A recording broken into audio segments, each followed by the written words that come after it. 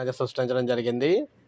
So, తెలంగాణలో మనం చూసుకున్నట్లయితే ఆకస్మిక వర్షాలతో తుఫాన్‌తో గాలివానలు బీభత్సం సృష్టిస్తూ ఉన్నాయి. ఒకరు చనిపోవడం కూడా జరిగింది. ఉమ్మడి కరీంనగర్ జిల్లాలో 25 ఇల్లు ధ్వంసం అవ్వడం కూడా జరిగింది. ఇక్కడ మీరు చూడొచ్చు. ఇల్లు మొత్తం కూడా పడిపోయినాయన్నమాట.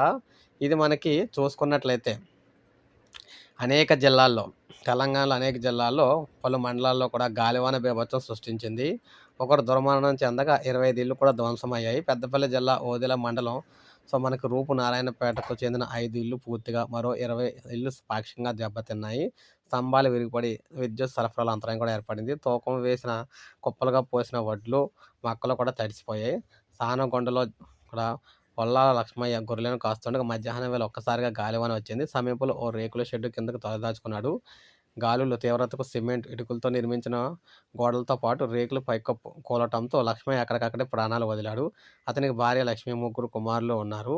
ఇక అదే విధంగా చూసుకున్నట్లయితే కాల్వ శ్రీరాంపురం మండలం మల్యాల పరిధిలోని జగ్గయ్యపల్లిలో ఉమ్మన వేన సుజాత రేకులిల్లు పైకప్పు గాలివానకైతే ఎగిరిపోయింది.